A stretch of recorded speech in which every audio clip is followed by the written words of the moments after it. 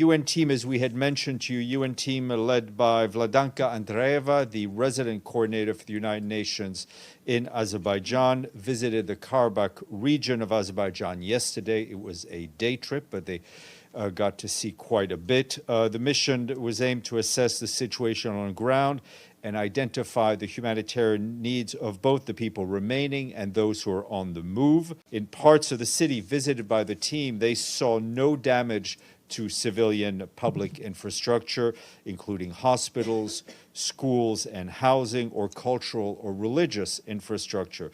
However, no shops seemed to be open. The mission saw that also saw that the government of Azerbaijan was preparing for the resumption of health services and some basic utilities in the city.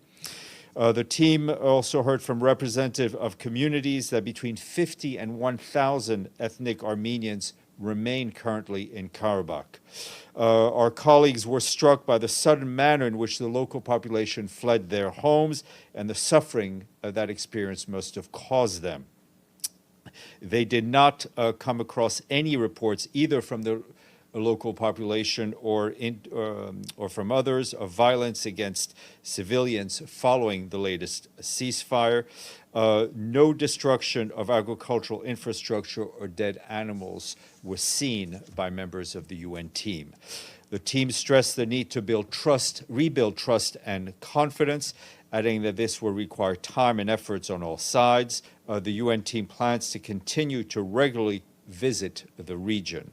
Meanwhile, we are also responding, of course, to the needs of new arrivals at reception centers in Armenia.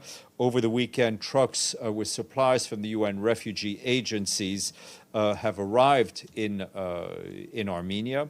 Our colleagues are telling us that the cargo contains warm blankets, mattresses, folding beds, hygiene items, and other assistance for the refugees that have been taken in by host communities. The UN Population Fund, for its part, is delivering essential hygiene items to refugee women and girls in a number of regions in Armenia.